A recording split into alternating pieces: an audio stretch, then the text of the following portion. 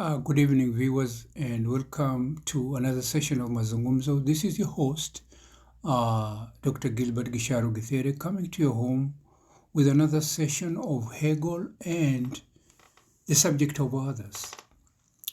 We have been going through Hegel chapter by chapter, and at this time, it's very interesting. We reach a very interesting chapter. This chapter in Hegel, and it's just way in, about one quarter in, or almost halfway. He has built up the way individuals acquire consciousness. We human beings acquire consciousness. And the self is forming itself and is acquiring knowledge. Now, in this section, it is very interesting because the subject of this analysis, or the core issue in this discussion, is that Hegel, like many other Western writers and scholars and philosophers, they had a kind of a look down at indigenous people and minorities or others, and they kind of played them down. And this has continued. You find that there's a lot of racial tension in the US right now, where I live in Hawaii, in Oahu, island of Oahu. And there's a lot of tension amongst the African Americans and the Caucasians, especially the Anglo-Saxons. There's a lot of problem. There is, the problem of others and looking down upon the indigenous people or the African Americans or the indigenous people of Australia. And it all stems sometimes from the philosophy of the day. Like in this chapter, Hegel, he's discussing about the build-up of the formation of consciousness in an individual, looking at the development of a child, because that's the concept he's using, but he's looking at society at large. So it looks as if he's looking at a grown-up individual, as if he's looking at a community, as if it is looking at, an institution. So it is all jumbled up in the way consciousness builds in total. So you got to be really careful when you analyze, study him. You got to have these things. It's very dialectical, and there is contradiction, the negativity and positivity in even the building of the consciousness itself. So in this section, self-consciousness is building up. And like I have in the notes here, because it's good I have notes here, self-consciousness is in a constant state and form of negating the self of being an object. So you see there, we're looking at self. One thing the self does not want to be is to be looked as an object. And here an object, I mean, a human being can never feel, oh, I'm like a stone. No. A human being is a thinking entity. And that's why constantly in the consciousness, the refusing of being an object is a daily thing. It's a daily practice of the human beings. He's always not wanting to be an object. At the same time, this self-consciousness refuses to see itself as an entity striving for existence. In this chapter exactly, the consciousness is looking at itself as it builds itself from the universal laws and pure consciousness, universal consciousness. It is becoming a self-consciousness, the I, thinking entity. It's going to that level. And it only happens if the individual starts to acquire knowledge. And you see in the previous discussions of the other paragraphs or chapters, I was discussing about the acquisition of understanding. The human being at that level that I passed, which I can call it chapter 3 or program 3, the human being is starting to acquire understanding. So you can imagine it's somebody getting educated, and he's analyzing himself in more depth. Who is the self? He doesn't only survive. He's not a survivor for just the sake of existence. An individual wants to believe he's living on this earth for a purpose. So the self-consciousness at this level is completely negating that, oh, I'm on this earth just to exist, to eat, breathe air, sleep, clothe myself, and just exist. No, he's the positive self-consciousness being acquired at this level is completely in dialectical and in conflict with pure consciousness. They are looking at each other. The negative is saying, I'm also a consciousness. But the thing is, here in this piece, Hegel comes to deal with the subject of others in a very strong manner. Because you see, here he says there is a free, the bondsman and a master. The consciousness is living under those conflicts. One is feeling, I'm the master, I'm the man. And the other one, you are in bondage. You are mine. So you can see in the building of consciousness of an individual, Hegel cultivates what exactly you see in the behavior of individuals in the Western world. There is them, the master, and then there is others. And I was saying, if you go chapter by chapter and you read even Hegel, even in those minute details that he analyzes, he reaches this point where he is almost supporting the institution of slavery.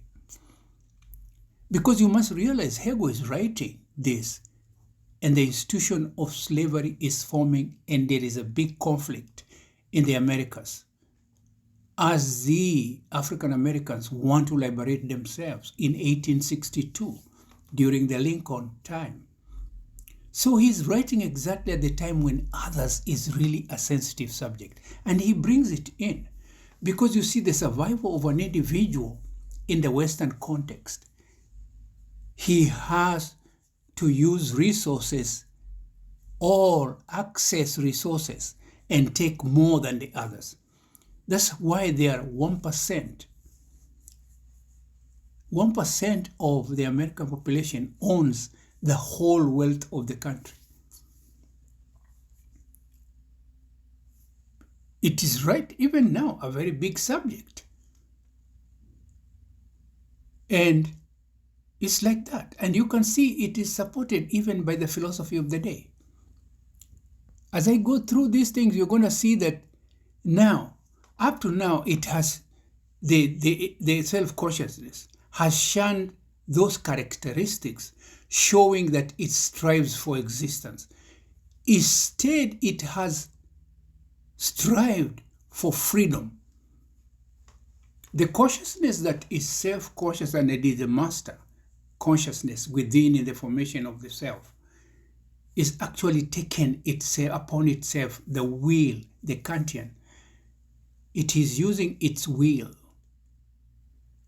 and it wants to be free. It has negated existence just for the sake of it. It does not want to look as if it wants to exist just for living, for existing. It wants to be free entity. It wants to be a free individual. Freedom is you either die or survive as a free man.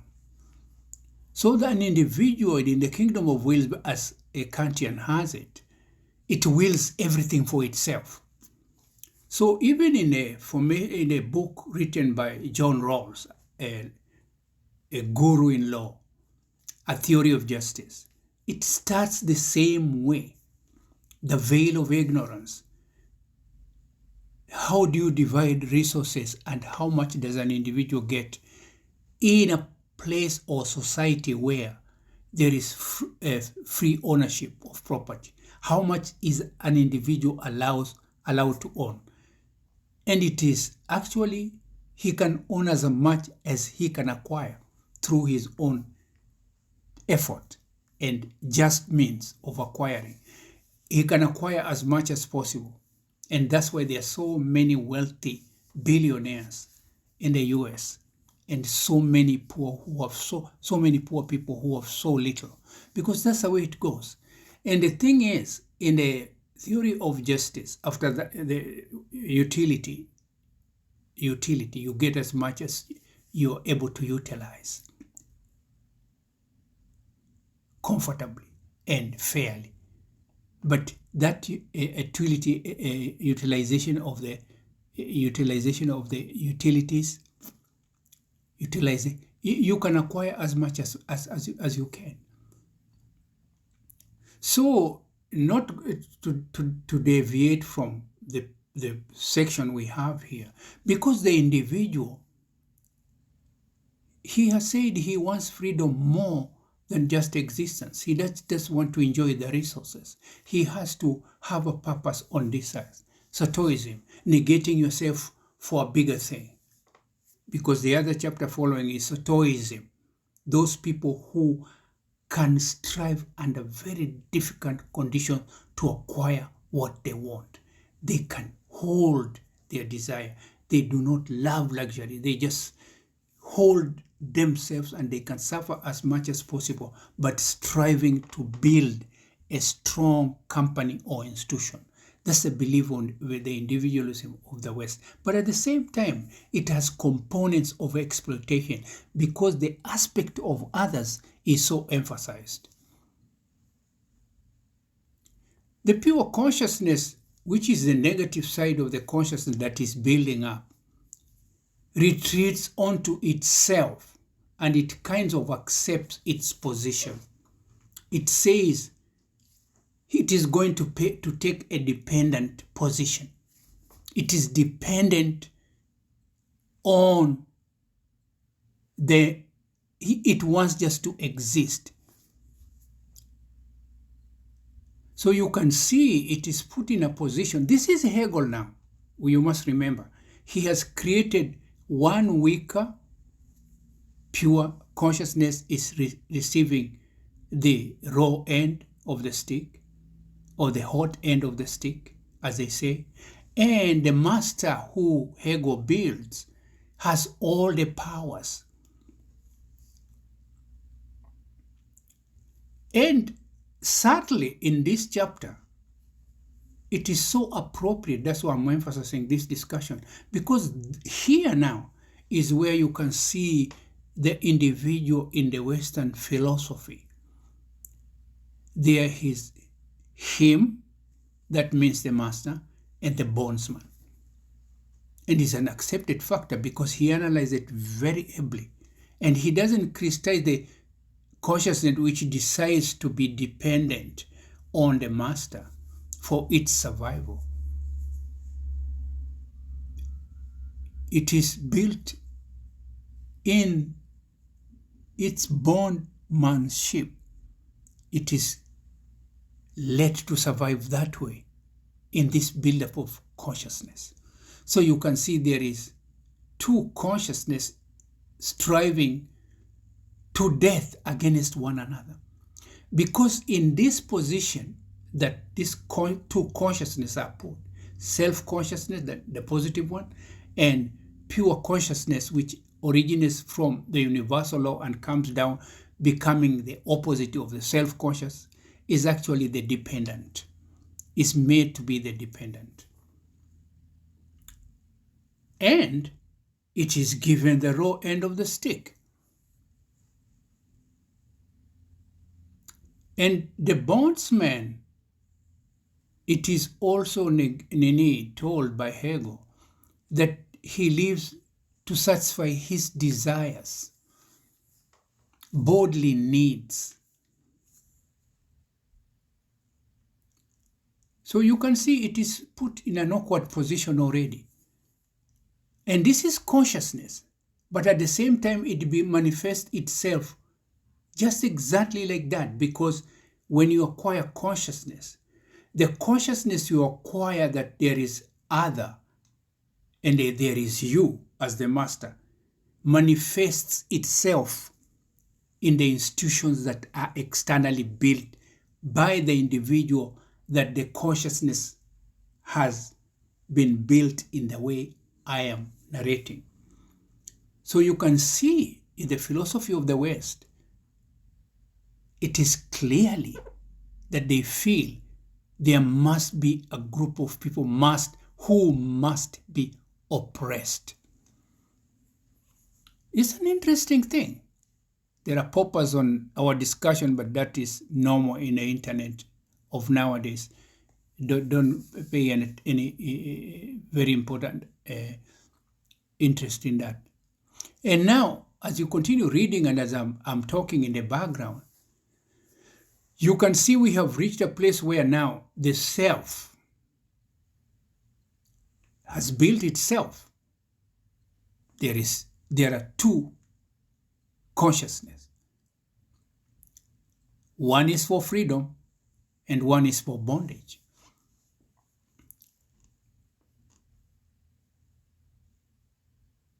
And Hegel has it that it is important at this point to elaborate that the action of self-consciousness, it decides it is better to risk death but attain freedom for its life. It's caused to entertain early gratification or to address desires in order to beget freedom. That means a kind of tongue twisted there. It actually delays gratification for it to achieve the situation it has. And it suppresses desires so that to be seen the position it has acquired of a master, it is because it has sacrificed something. Always the master is looked as if he's always saving, he's always praying, he's always doing things, he doesn't do anything in excess. And you will see oppressors will always negate expenditure if it is going to the people who are dependent on them. If a tax deduction is going to be given, the wealth will always welcome it. And it does not matter how much exempt of tax is given to them. It's never enough. But on a return, if you want to give the working people $15 per hour wages, they oppose that to the death. And you remain giving people $7.50 in a country like the US.